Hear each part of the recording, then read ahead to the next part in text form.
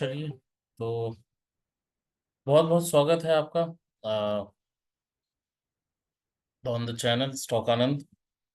वापस से अभिषेक आनंद आपके सामने और एक नए वीडियो के साथ हम लोग डिस्कस करेंगे क्या हो रहा है, क्या हुआ है और क्या हमने डिस्कस किया है और आगे हमारा क्या डिस्कशन रहेगा और मार्केट को किस अप्रोच के साथ हम देखने की कोशिश करेंगे।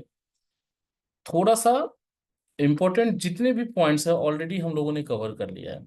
क्या जापान में हुआ, क्यों जापान इतना क्रैश कर रहा है, यूएस मार्केट में क्या हुआ और इंडियन मार्केट में क्या हो सकता है, कैसे आपको ट्रेड अपना अपना प्लान करना है, उन सारी चीज़ों के बारे में हम ऑलरेडी डिस्कस करते आ रहे हैं।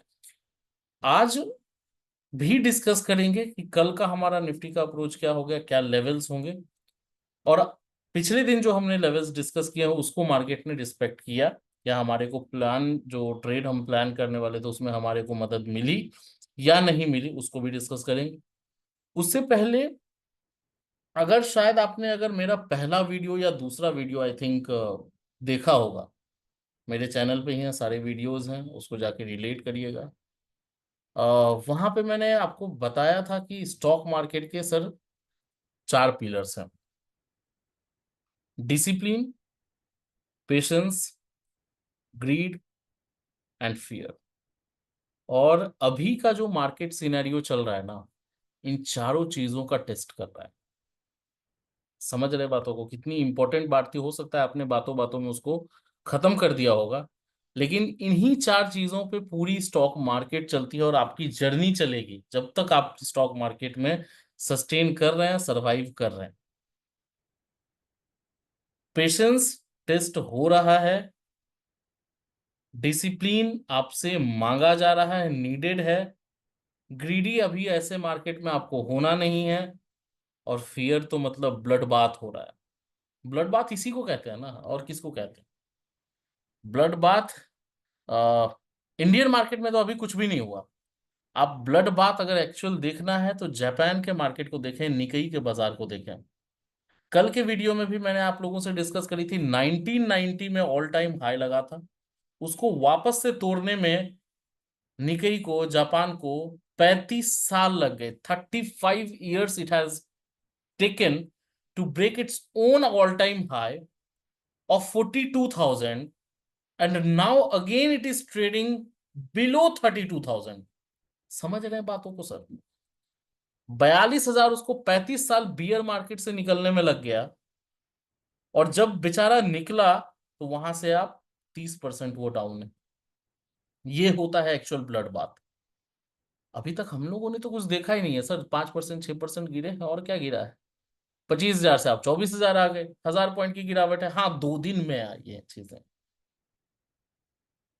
अब क्रैश हो गया, ब्लड बाथ हो गया, क्रैश हो गया, हल्ला हो मचा हुआ है। पैनिक नहीं करना है sir, this is not the bottom.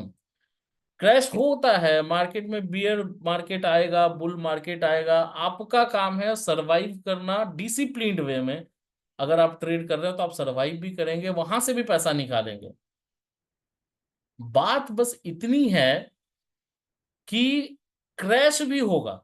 Market में क्रैश होती है सर, आप 10-10%, 20-20% गिरेंगे कभी ना कभी, किसी ना किसी बहाने से। लेकिन this is not the right time. इतना आप समझिए, इतना अपने आप पे कॉन्फिडेंस रखिए, this is not the right time. उसको रिलेट करा के मैं एक छोटा सा एग्जांपल, ऐसे ऐसे बहुत सारे फैक्टर्स हैं जिसको मैं आपको काउंट करा सकता हूं। लेकिन एक फैक्टर समझिए, किसी भी इंडेक्स को 15% 20% करेक्ट होने के लिए ना, आप हिस्ट्री देख लीजिए किसी भी इंडेक्स का, वो 30,000 से 40,000 के रेंज में जाके 15-20% करेक्ट होता है। निकई कहां से करेक्ट होना स्टार्ट हुआ? 42,000 के बाद। यूएस मार्केट कहां से करेक्ट हो रहा है? 40,000 के बाद। सेंसेक्स में कब करेक्शन आया था 15% 10% का? 40,000 से 25,000 आया था वो, 44 45, जो भी आप एक बार चार्ट देख लेंगे। निफ्टी में अभी हम 25,000 पे हैं। तो जब तक, मतलब ऐसा नहीं मैं बोल रहा हूँ कि 40,000 से, ये 30 से 40 का आप रेंज लेके चले फिर भी हम नीचे हैं। तो बॉटम या हाई बनाने की बात नहीं है कि अब 25,000 हमारा हाई बन गया, इस तरह की बातें जो चल रही हैं मार्केट में बिल्कुल बेबुनियाद है। मार्केट में हाई बनेगा, 2-3 साल 4 साल के लिए बनेगा, और वो उसको टूटने में भी 4-5 साल लग सकते हैं। But this is not the time. अभी जितने भी रिएक्शन हो रहे हैं, इंडियन इकोनॉमी में कुछ भी नहीं हुआ है सर। ये तो चिन ऑफ रिएक्शन है। जापान में चीजें हुई, फिर यूएस डेटा हमारा खराब आया, हमारा नहीं यूएस का डेटा खराब आया। एंड देन रेट कट्स नहीं हुए, जापान ने रेट इंटरेस्ट और बढ़ा दिया। एंड देन कमोडिटीज करेंसीज पे अफेक्ट है, चेन ऑफ रिएक्शन है। और साथ ही साथ इसराइल और ईरान भी आ गए उसमें, तो एड ऑन फैक्टर हो गया। ठीक है, तो बहुत ज्यादा कंसर्न, हाँ। आप इन्वेस्टर हैं, पेशेंस रखिए, काम रहिए, सांस लीजिए, योगा करिए, कोई दिक्कत की बात नहीं है। शॉर्ट टर्म में कहीं ना कहीं हम दिक्कत में हैं, जब तक ग्लोबल इश्यूज सॉल्व नहीं हो जाते या यूएस मार्केट जापान मार्केट थोड़ी स्टेबिलिटी नहीं दिखाती है। ऑब्वियस सी बात है, you are in a globalized economy sir, you are living in a globalized economy, तो आपको फर्क पड़ेगा। अभी बांग्लादेश में शेख हसीना भाग के आ गई दिल्ली, दिल्ली से चली गई लंदन, मिलिट्री रूल। पाकिस्तान में मुखौटा बैठा हुआ है, मिलिट्री रूल। म्यांमार में मिलिट्री रूल। समझ रहे चीजों को, श्रीलंका का हालत आपको पता है। बांग्लादेश में भी मिलिट्री रूल अब हो गया। आप भी चारों तरफ से घिरे हैं, इस सिनेरियो को भी समझिए। बस ईरान और इसराइल के चीज के पास वो चीजें नहीं हो रही है, तो मार्केट उस तरह से रिएक्ट कर रहा है, which is for short term. और धैर्य रखें, पेशेंस रखें, अपने आप को सर्वाइवल के लिए ये लड़ाई है। तो कहीं भी कोई दिक्कत नहीं है अगर आप इन्वेस्टर हैं। अगर आप ट्रेडर हैं, कोशिश करिए इंट्राडे में निकल जाने का। फंसे हैं किसी स्टॉक में, रुकिए। एवरेजिंग करने का भी टाइम नहीं है अभी। बॉटम जब पता चलेगा वहां से, तो हमें समझ में आएगा, तो हम वीडियो में वापस से हम लोग डिस्कस करेंगे कि भाई बॉटम बन गया है। यहाँ पे अपने अपने जो जो स्टॉक्स आपके गिरे हुए हैं, जो अच्छे खासे लॉस में हैं, इक्विटीज में हैं, उसको एवरेज कर लेंगे। ठीक है, तो ये सारा, अब आप लोगों को लग रहा होगा भाई लेक्चरबाजी बंद करो, काम की बात करो। सर ये लेक्चरबाजी नहीं है, इस बात को समझिए कि ये बहुत इंपॉर्टेंट है कि डिसिप्लिन्ड आप रहें, पेशेंस। मार्केट, जापान की मार्केट को देखने के बाद ये अंदाजा आपको लग गया होगा कि 20-30% आप कभी भी गिर सकते हैं। It is practically possible. तो ग्लोबल इश्यूज हैं, ग्लोबल इश्यूज स्टेबल होता है तो हम लोग कहीं ना कहीं, कोई दिक्कत नहीं है उसमें। हम लोग सबसे पहला मार्केट हमारा होगा जो रिकवरी के मूड में होगा, और सबसे स्पीड में रिकवरी हमारी होगी। तो इसके लिए भी कोई दिक्कत नहीं है। अब देखिए, नेस्डेक आपका 13-14% गिर गया है ना, आपका डाउ जोन्स 10% गिरा हुआ है। तो इस तरह के मार्केट में जब ग्लोबली सारी चीजें निगेटिव चल रही हैं, देखिए एक और चीज समझिए कि निगेटिव न्यूज और बैड न्यूज में डिफरेंस होता है। तो निगेटिव न्यूज को भी यूएस मार्केट जो है ना, वो बैड न्यूज की तरह ले रही है। ठीक है, तो चाहे वो बहाना चाहिए होगा कि वहां से एक करेक्शन इस तरह की आनी चाहिए, तो कभी ना कभी मार्केट को एक एक्सक्यूज चाहिए होता है, और उस एक्सक्यूज पे मार्केट रिएक्ट करती है। तो 24,000 के ऊपर हम क्लोज हुए हैं, that is the only positivity we are seeing here. 24,000 के ऊपर क्लोजिंग हुई है, कहीं ना कहीं हो सकता है जिस तरह का मार्केट चल रहा है, अभी भी यूएस मार्केट डाउन है, हम नीचे खुलेंगे। लेवल्स को डिस्कस करेंगे, कल के लेवल्स को भी हम डिस्कस करेंगे कि आज उसको हम कैसे प्लान कर सकते थे उस लेवल्स को लेके। लाइव मार्केट में भी कुछ लेवल्स मैंने दिए थे, उसको भी डिस्कस कर लेंगे क्या लेवल्स दिए थे, और वहां से क्या ट्रेड्स हमारी बन के आ रही है, क्या प्रॉफिट्स आप वहां पे अर्न कर पाते। तो वो सारी चीजें हम समझेंगे। देखिए India VIX from 14 to 22, almost 40% ऊपर है। तो वॉलेटिलिटी तो बढ़ी ही है, इंडिया विक्स वही बताता है कि कितनी वॉलेटिलिटी बढ़ी है। तो वॉलेटिलिटी बढ़ी है, लेकिन उस बीच में भी कुछ सेक्टर हैं जो मैं बार बार डिस्कस कर रहा हूं पिछले कई वीडियोस से, कि कुछ सेक्टर हैं जिनमें वो खास गिरावट नहीं आई है। आप कमेंट बॉक्स में बिल्कुल बताइएगा, ये बात मैंने डिस्कस, जो रोज वीडियो को फॉलो कर रहे हैं। एफएमसीजी मैंने बताया है, एफएमसीजी आपका आज भी पॉजिटिव है सर, डाबर 1% ऊपर है डाबर। एफएमसीजी ने संभाल के रखा, कहीं ना कहीं ITC, HUL, Godrej consumer product, Dabur, इन्होंने मार्केट को संभाला है। फार्मा आज मार्केट को बहुत देर तक उसने संभाल के रखा, लेकिन लास्ट में गिरावट आई, लेकिन pharma is very good. We can see on a technical chart, तो फार्मा, एफएमसीजी, केमिकल सेक्टर के स्टॉक्स, एंड समहाउ कुछ दिनों के बाद आईटी भी। आईटी में गिरावट इसलिए है क्योंकि ऑब्वियसली नेस्डेक से वो अफेक्टेड होता है। यूएस मार्केट में बहुत सारी चीजें हैं, यूएस मार्केट पे डिपेंडेंट रहती हैं आईटी की, आईटी के स्टॉक्स, तो उस वजह से हो रही हैं चीजें, लेकिन आईटी इज गुड। तो ये चार सेक्टर को आप लेके चलें। स्मॉल कैप में भूल जाइए इन्वेस्ट करना। लार्ज कैप सस्ते दाम पे जितना मिलता है उतना आप कर सकते हैं। अभी फिलहाल एक दो दिन वॉच करके कम से कम ये तो पता चल जाए ना कि बॉटम आ गया। चाहे वो 23,500 हो, 23,200 हो, 23,000 हो, 22,000 हो, कुछ भी हो, एटलीस्ट एक इंडिकेशन मिले, एक डिनोट हमें, डिनोशन पता चले कि हाँ भाई यहाँ पे बॉटम क्रिएट हो रहा है। उसके लिए भी हम लोग लगातार उस पर डिस्कस करते रहेंगे, उसमें कहीं कोई इश्यूज है नहीं। कुछ लोगों का आया कि अभी फिलहाल फ्यूचर एंड ऑप्शंस में हम क्या करें। फ्यूचर एंड ऑप्शन में अगर आप ट्रेड कर रहे हैं विदाउट हेज, बिना हेजिंग के ऑप्शंस में पोजीशन या फ्यूचर में पोजीशन ना बनाएं, ये रिकमेंडेड है। और थोड़ा सा ध्यान होके, थोड़ा सा कॉशियस होके ट्रेड करें। मार्केट कहाँ तक जाती है वो हम देखेंगे, नीचे कहाँ तक हमारी लेवल्स है उसको भी हम डिस्कस करते हैं। लेकिन कल हम लोगों ने क्या डिस्कशन किया था उसको थोड़ा सा हम लोग समझ लें पहले, तो शायद हम लोगों को समझने में और ज़्यादा कठिनाई ना हो। तो द स्क्रीन इज हियर, है ना, just give me a second.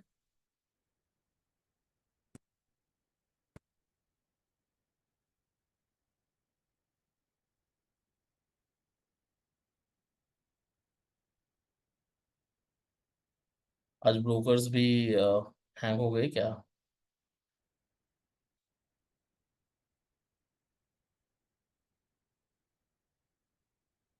ठीक है, चलिए एडिट कर लेते हैं निफ्टी का। निफ्टी ये शो नहीं कर पा रहा है तो चीजें डिफरेंट हो रही हैं शायद, इनके लिए भी दिक्कत आ रही है कि वो शायद शो नहीं कर पा रहा है निफ्टी को यहाँ पे। ठीक है, चलिए लेवल्स को डिस्कस कर लेते हैं। सिंपल सा हमारा कल का लेवल था कि अगर फिर 550 टूटता है, ठीक है, अगर 550 टूटता है तो फिर हमारा अगला लेवल डायरेक्ट 24,000 होगा। ये क्लियरली मैंने मेंशन किया है, ये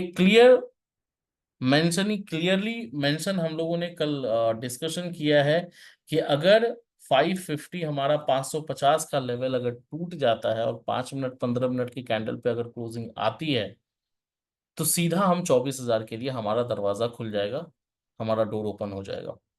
आज 24,000 आई, 24,000 से नीचे भी हम लोग आए, लेकिन मार्केट में कहीं ना कहीं एक पुल बैक आया, और उस पुल बैक से हम 24,000 के ऊपर क्लोज कर रहे हैं। कल का लेवल ध्यान रखिएगा कि एक तो 24,000 हमारा हो ही गया, कि 24,000 अगर टूटता है और वहां पे वो सस्टेन कर लेता है, 15 मिनट का कैंडल अगर क्लोज हो जाता है 24,000 के नीचे, देन अगला लेवल हमारा डायरेक्ट आएगा 23,850। आज के लो से भी नीचे 850 का लेवल होगा, नोट डाउन कर लीजिए। शायद चार्ट मेरा वर्क नहीं कर रहा है आज, तो एक वर्बली मैं आपको बता दूं, 24,850 का जो लेवल होगा will be the next level, will be the next crucial support for tomorrow. अगर वो भी टूटता है तो डायरेक्टली सर मैं आपको बता रहा हूं 23,270 का दरवाजा ओपन हो जाएगा। 23,270 या 250 या 300 का लेवल डायरेक्टली ओपन हो जाएगा। तो ये 3 लेवल्स हैं जो नीचे की तरफ आप अपना ट्रेड भी प्लान कर सकते हैं, स्ट्रिक्ट स्टॉप लॉस के साथ काम करें। और ऊपर की तरफ अगर आप देखेंगे 24,120 will be the immediate resistance. अगर वो टूट जाता है, उससे पहले कुछ नहीं करना आपको, ऊपर की तरफ आपको जाना ही नहीं है। 24,120 के ऊपर अगर क्लोजिंग आती है 15 मिनट या 5 मिनट के चार्ट पे, you can have some bullish trades with a strict stop loss targeting 24,200, बस 80 पॉइंट। अगर वो भी टूटता है तो आप अपने एसएल को ट्रेल करके 24,270 को टारगेट कर सकते हैं। आपका दिमाग में लग रहा होगा कि भाई ये ऊपर की तरफ तुम बहुत कम दे रहे हो, नीचे की तरफ डायरेक्ट। ऑब्वियस सी बात है, ट्रेंड निगेटिव है, सेंटिमेंट्स निगेटिव है, ग्लोबल मार्केट निगेटिव है, बहुत सारे एक्सक्यूजेस हैं, तीन तीन चार चार इवेंट्स निगेटिवली चल रही हैं। तो ऑब्वियस सी बात है कि नीचे की तरफ प्रोबेबिलिटी मूवमेंट का ज्यादा है। तो 24,000 नीचे की तरफ अगर जाते हैं तो 24,000, 24,000 के बाद 23,850 एंड डायरेक्टली 23,270। ऊपर की तरफ 24,120, 200 एंड देन 270। ये लेवल्स हमारे कल के लिए होंगे।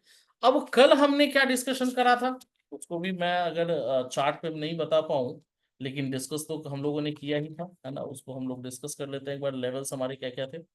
24,550 था, वो हमने डिस्कस किया है।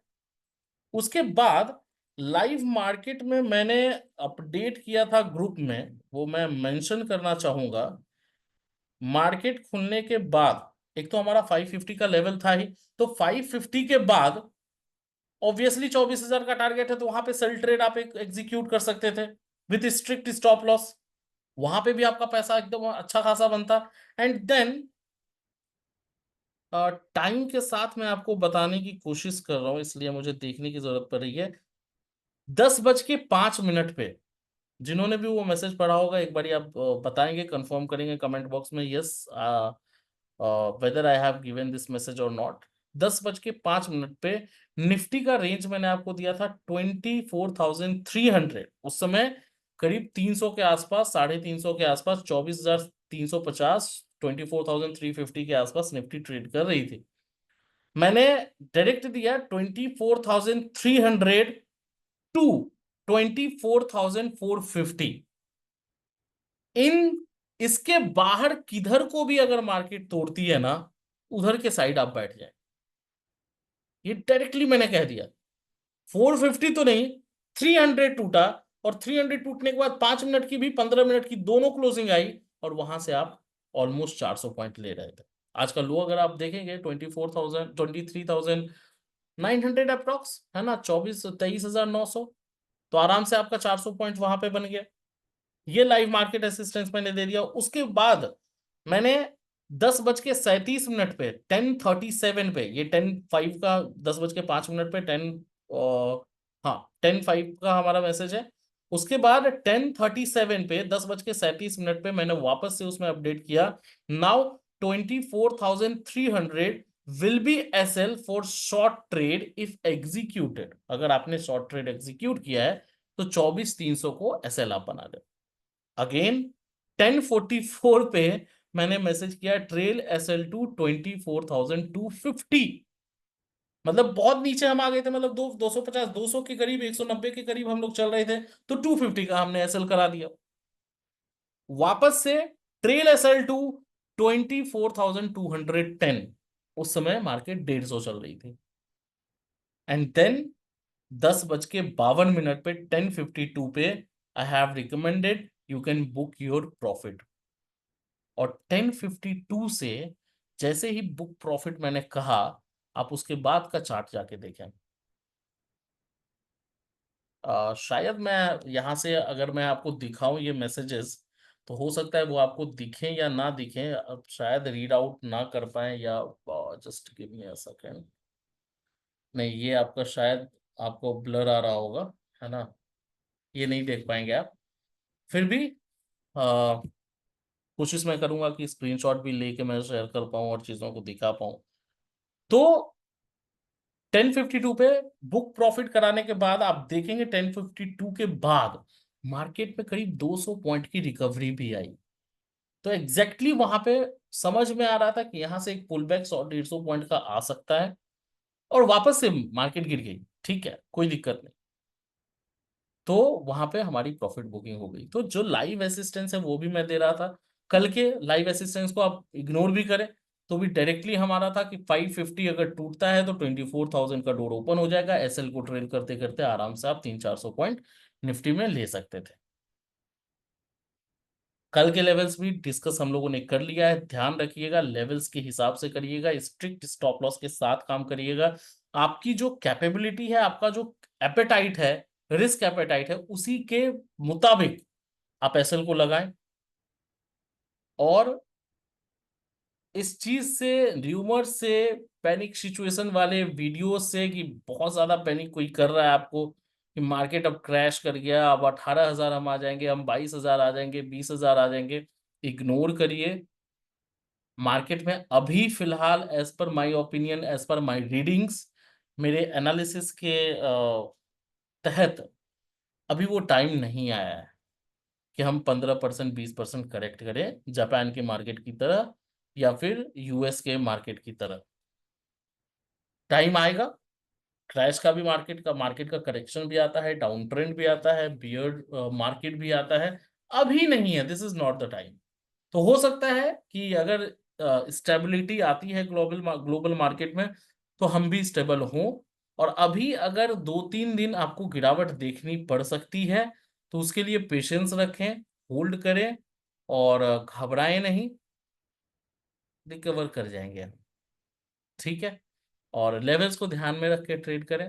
कोशिश करिए कि व्हाट्सएप पे, अगर आप मेरे ब्रॉडकास्ट में नहीं जुड़े हैं तो एक व्हाट्सएप पे मुझे मैसेज कर दें, जिनका भी है, या कमेंट बॉक्स में आप डाल दें कि I want to be added.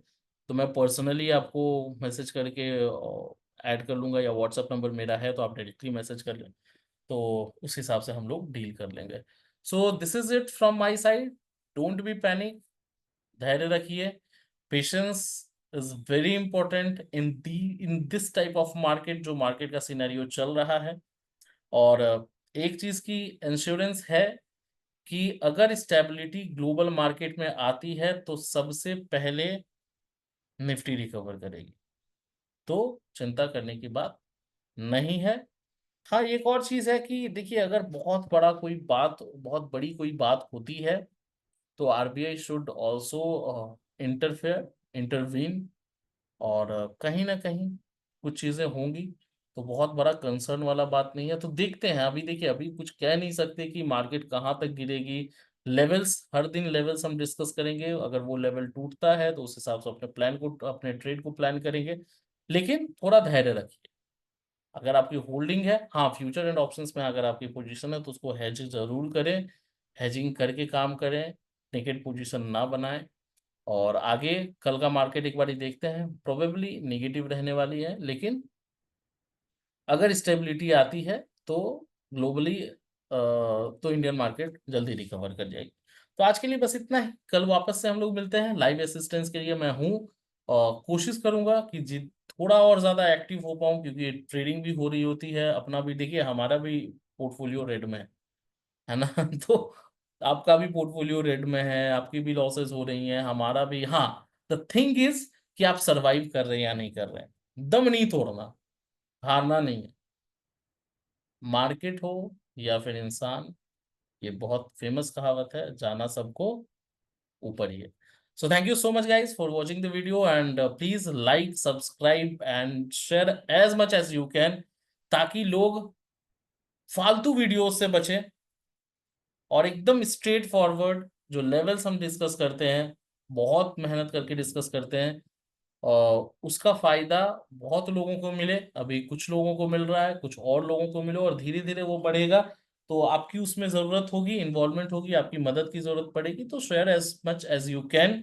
Notification bell icon वो आप प्रेस कर लें, ताकि जो भी वीडियो आए वो आपको जल्दी से जल्दी मिल पाए।